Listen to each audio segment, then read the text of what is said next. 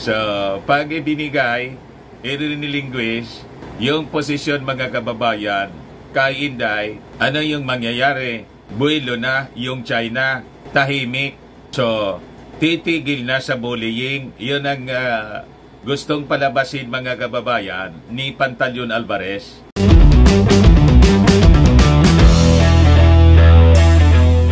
Ito naman po yung bago naming product na binibenta online. Eye Glow Serum, whitening po siya. Tingnan ninyo yung epekto sa aking anak na architect before and now. Yung mga inquiries po ninyo, dumiretso na lang kayo sa kanyang Facebook account, Riz Maravillas. Sabi mga kababayan ni Pantaleon, Congressman Pantaleon Alvarez ng BG. Davao pala. Sorry na. Di ba niya Mr. Maravillas yung Davao? May sisterhood sa isang lungsod ng China. Yung Davao po, nung panahon ni Inday. But anyway, sabi po ni Pantaleon Alvarez, ang solusyon daw mga kababayan para mawala yung tensyon, mapababa yung tensyon sa West Philippine Sea, kailangan yung ating Pangulong Bongbong Marcos gawin yung tinatawag niyang ultimate sacrifice. Mag-resign na daw yung ating mag-resign na daw mga kababayan yung ating Pangulong Bongbong Marcos at i-turn over na niya ang reign ng ating gobyerno, pamamahala kay Inday.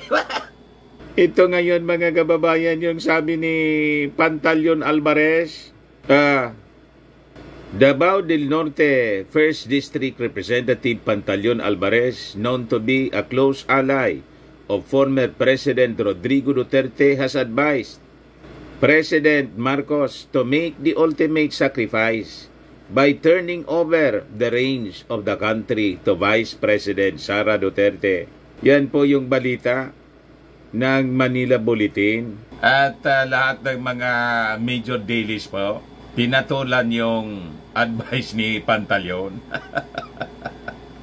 Sabi dito sa Inquirer, Alvarez to Marcos, stop escalating WPS tension or yield presidency.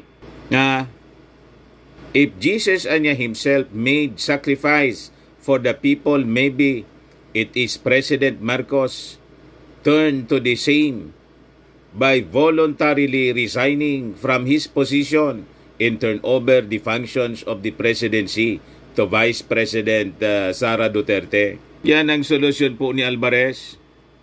Resign, give way to Sara Duterte to de-escalate WPS tension. So, madaling sabi mga kababayan, pinalalabas ni Alvarez na ang nagpalala ng tensyon mga kababayan sa West Philippine Sea, yung ating Pangulong Bongbong Marcos, which is exactly the propaganda line ni Xi Jinping. Ganon mga kababayan. So, lumalabas dito sa mga ginagawa ng kampo mga kababayan ni Maudigs, kinokompirma nila that they are agents of Xi Jinping and they are not working for the interest of the Filipino people, mga kababayan, kundi sila ay nagtatrabaho base sa kumpas mga kababayan ng China at doon sila sa interes ng China, not of the Filipino people. Yan ang lumalabas mga kababayan dito sa mga naging pahayag ni Alvarez. Di ano niya Mr. Maravillas yung dapat na gawin. Siguro dapat nang ituloy ng mga congressmen, mga kababayan, yung una nilang iniisip na pag-aralan yung mga naunang statement po ni Alvarez at saka ni Maudigs na gusto nilang ihiwala yung Mindanao. Kung pwede silang masampaan ng kasong sedition o rebellion at saka pwedeng maging base para i-expel as member of Congress itong si Alvarez. Di ba yung una yung lumitaw na mga balita? Kasi yun ang gusto nilang mangyari nang mag-rally sila doon sa Davao last December. Kasi tumitindi po yung panggugulo nitong tropa ng Fenta Kingdom. Nagmamadali sila, mga kababayan. Gusto nang iupo si Inday at na malamang ang kumpas galing sa Beijing. Kasi yun mismo, mga kababayan, yung linya ng propaganda at gustong mangyari ni Xi Jinping. Kasi ang gusto nila, ang gusto ni Xi Jinping, mga kababayan, ang nakaupo, barkada nila, puppet nila, mga kababayan, para kung ano yung gusto nilang gawin dito sa West Philippine Sea, kamkami na nila at gawin na nilang province. Ultimately, gawing province na lang yung ating bansa. Walang kukontra sa mga opisyal ng ating gobyerno kasi province na nila. Yun mismo, mga kababayan, ng strategy ng China is to invade a country without firing a single shot. Sun Tzu Art of War, mga kababayan, ginagamit sa atin ngayon. Talaga niya, Mr. Maravillas, naglabasan na yung mga hodas ngayong Huwebes Santo. Lantara na po yung mga hodas dito sa ating bansa. Ito yung sinasabi rito. Former Speaker and incumbent Davao del Norte, Representative Pantaleon Alvarez, on Wednesday urged President Ferdinand Marcos Jr. to reflect and meditate this Holy Week and voluntarily give his position to Vice President Sara Duterte. So, pag ibinigay, i-relinquish yung posisyon, mga kababayan, kay Inday, ano yung mangyayari? Buwelo na yung China, tahimik. So, titigil na sa bullying. Yun ang gustong palabasin, mga kababayan, ni Pantaleon Alvarez. Hindi na ibobuli yung ating mga sundalo. Kasi buwelo na yung China. Kung ano yung gagawin nila, gusto nilang gawin sa West Philippine Sea, kanila na. Ang mangyayari yan, yung buong West Philippine Sea, kanila na. At malamang, mawalan na tayo ng bansa. Bakit niya, Mr. Maravillas? Ang maririnig po ninyo dito, lahat na Chinese, pati yung leader natin, magsasalita na po Chinese. Pinapractice na nga po ni Inday. Gusto ninyo po na marinig yung message ni Inday? Yeah. Pinablish po ng Impact Leadership, is this the job of the Vice President and Secretary of the Department of Education? Ito yung message ni Inday, September 26, 2022. Happy National Day to the People's Republic of China. Watch Sara Duterte delivers her speech in Mandarin for the 73rd founding anniversary of the People's Republic of China on Monday, September 26. Pinablis ito ng Impact Leadership para suplakin, mga kababayan, si Pulong Duterte. Kasi sinabi ni Pulong Duterte the other day na hindi trabaho ni Inday ang magpalabas ng anumang mensahe sa issue ng West Philippine Sea, sa bullying ng China. Kasi yan niya, trabaho yan ng mga taga-DFA, ng forces, ng chief architect ng foreign policy, referring to President Bongbong Marcos. Hindi man niya yan trabaho ng Vice Presidente. Kasi kini-question, di ba, ng Akbayan President na si Rafaela David kung bakit si Inday napakatahimik sa issue ng West Philippine Sea. Ano niya yung puso ni Inday, made in China? So yon, biglang nag-react, mga kababayan, si Pulong. O ngayon, pinablish ng Impact Leadership kung ito ba niya ay trabaho ba ito ng Vice Presidente. So ito yung mensahe ni Inday, mga kababayan sa China. Pag si Inday ang iluklok na presidente ng Pilipinas, malamang Chinese na po ang maririnig nating pananalita sa SONA.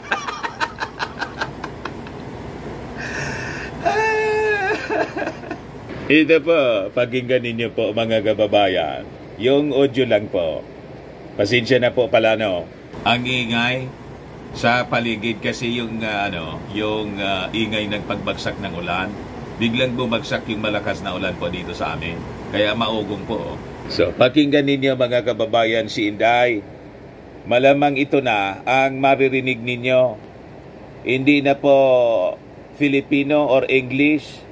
高兴及吉祥双湖国家主席习近平双湖驻菲律宾大使王锡良和20中国公民致意大力庆祝中华人民共和国成立73周年。June 20, 中国人国庆快乐 Happy National Day to the People's Republic of China. 谢谢大家。 Ayos pa? Ayun ang maririnig po ninyo. Ganun na yung magiging suna pag nakinig tayo kay Pantaleon Alvarez kung gagawin ng ating Pangulong Bongbong Marcos ang tinawag ni Pantaleon na ultimate sacrifice. Sino man na niya, Mr. Maravillas, na gunggo na presidente, ang gagawin yung ganong panukala ng isang alam na natin kung saang bansa naglilingkod.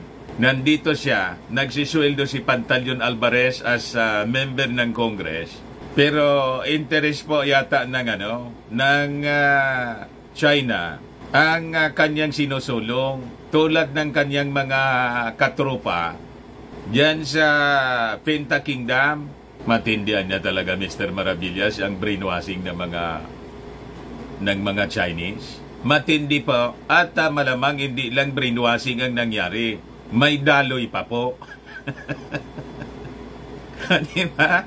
Yun ang ginagawa po ng China sa buong mundo. Nagre-recruit sila ng mga agents. Then they are infiltrating mga kababayan, government officials. It happens in Canada, it happens in Australia. Mismong mga politicians po, ini-sponsoran doon para yung mga nakaupo sa kanilang sa parlamentaryo, interest ng kanilang sponsor po yung sinusulong. At hindi malayo, mga kababayan, na it is also happening dito po sa ating bansa kasi malaki yung interest po ng China dito po sa atin. Ito yung sabi ni Alvarez dito. I will advise the President to reflect and meditate this Holy Week. If Jesus Christ niya himself made sacrifice for the people, maybe it is his turn to do the same by voluntarily resigning from his position and turn over the functions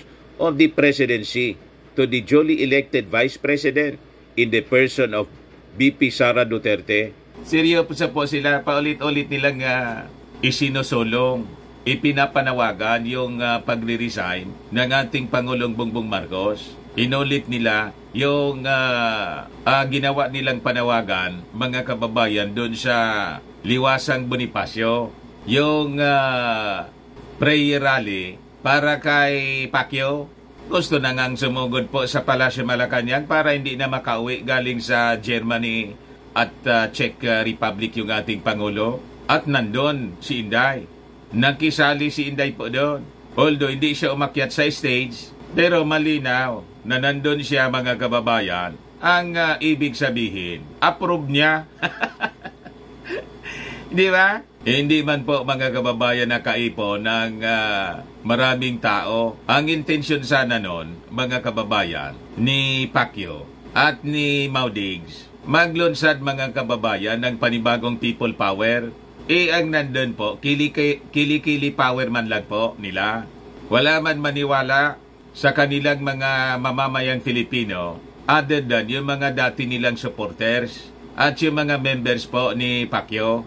So nabigo sila, mga kababayan, sa kanilang maitim na plano kasi wala man support. Walang support galing sa publiko, walang support sa PNP, walang support sa armed forces na critical, at saka sa mga religious groups na critical, mga kababayan, sa paglunsad ng isang people power. Kasi nakikita naman ng ating mga mamamayang Filipino kung gaano kaganda ng leadership ng ating Pangulong Bongbong Marcos na napakasipag po sa pagsasaayos ng ating bansa, abang sila kitang-kita ng mga mamamayang Filipino, lalo na itong si Alvarez, kung ano ang kung sino ang kanilang pinaglilingkuran at panggugulo lang sa ating bansa ang kanilang ginagawa na malamang back up mga kababayan ng Beijing. So sabi dito ng mga kababayan ni Alvarez, Marcos should stop making decisions in actions that will further escalate the tensions between the Philippines and China. Yung ginagawa ng ating Pangulong Bongbong Marcos, binabaliktad ninyo. Ang nag-i-escalate po ng tension, hindi yung ating gobyerno. Ang nag-i-escalate ng tension po, ang China. Sila yung pumunta dito sa ating territory.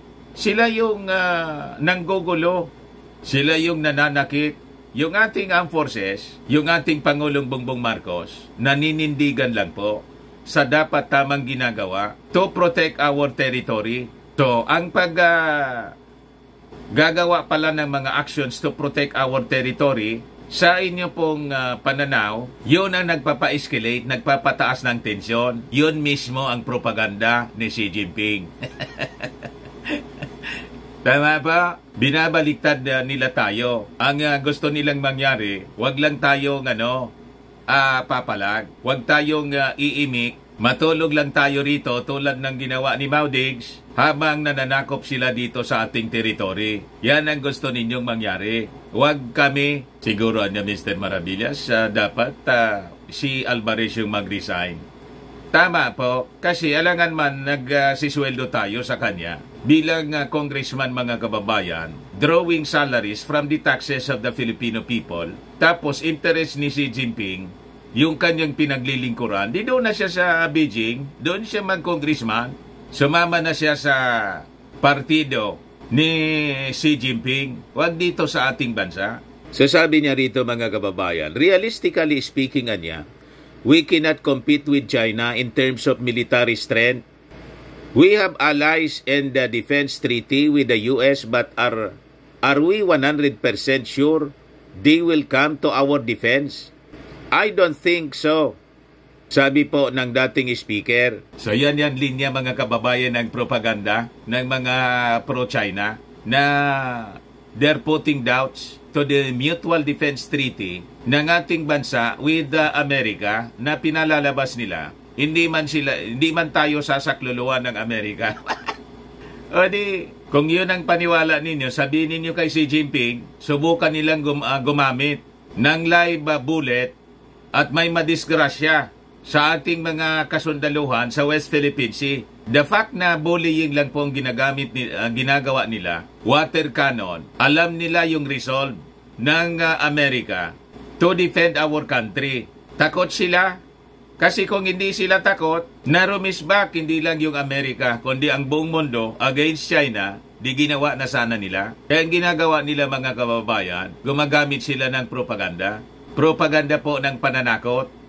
Fear-mongering, mga kababayan. Divide and conquer. Nililito yung ating mga mamamayang Filipino. At nilalagyan nila ng duda yung Mutual Defense Treaty tulad ng linya ng propaganda po ni Alvarez.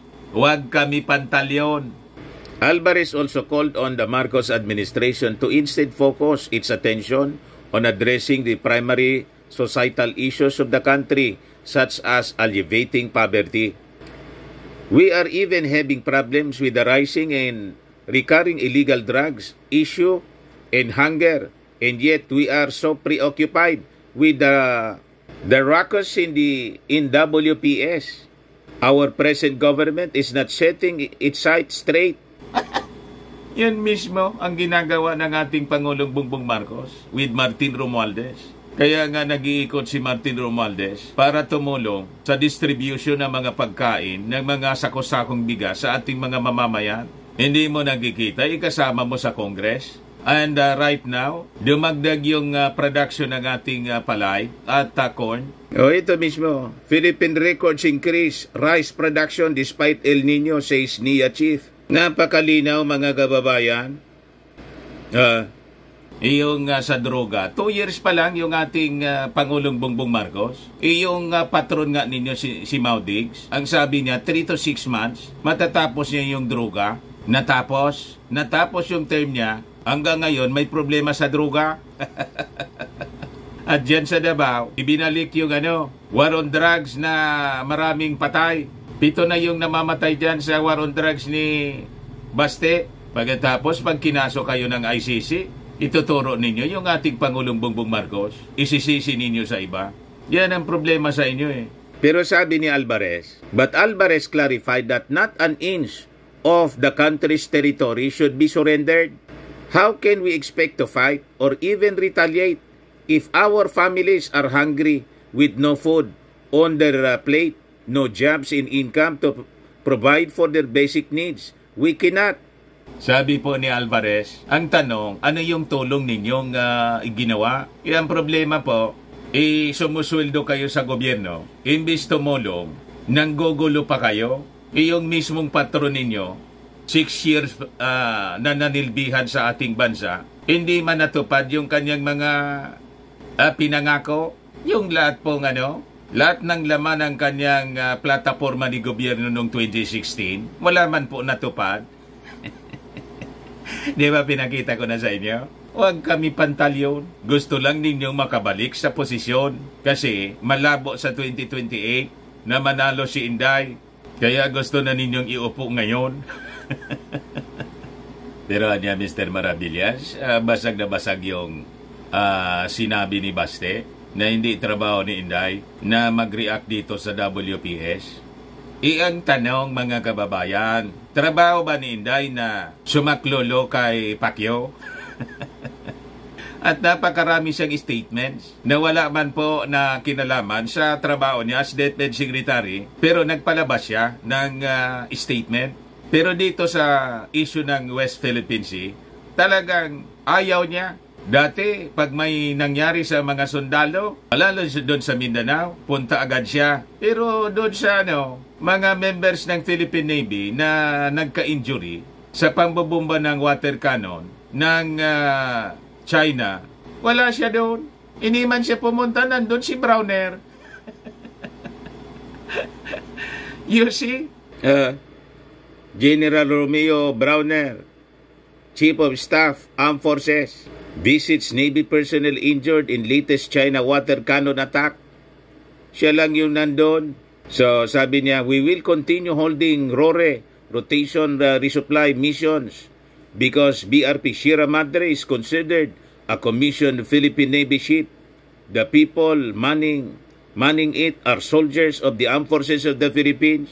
Kahilig ni Inday na pumunta doon sa mga sundalo na limbawa na sugatan, namatay. Yung sa Mindanao po, may na mga namatay doon na sundalo. Nandun agad po si Inday. Pero dito po, wala man lang po nakitang kaluluwa ni Inday, mga kababayan. Tapos sa kung ano-ano mga issue po, automatic, gawa siya ng video. Wala man kinalaman sa kanyang trabaho as DepEd Secretary. Ayan po, sabi ng isang netizen, si Roentgen, mga isyo na may pahayag si Sara Duterte, Rosso, Ukrainian na war, Palestinian genocide, ICC probe versus Duterte, contempt order versus Lorraine Badoy and Eric Celis, arrest order versus Apollo Kibuloy, SMNI franchise revocation, holidays, board exam results. Walang statement sa Chinese aggression. Tapos sasabihin ni Pulong, hindi trabaho ni Inday ang issue sa West Philippine Sea. Yung issue sa Russia, ang layo-layo noon, yung Palestinian genocide, mas na pabor pa siya sa mga Palestino kaysa sa mga taga-Israel. Talagang hindi siya ibibless yan. Sabi sa Word of God, yung nagbi-bless ng Israel, we be blessed. At pag nandun ka sa sa side ng mga nagka-cursed, lumalaban sa Israel, you will also be cursed. Ganon mga kababayan. Nasa Palestinian side pala itong si Inday. You are on the wrong side of history. Pag ganon. Ayan man lang po mga kababayan. Ako po si Dante Maravillas. Bye-bye po. God bless.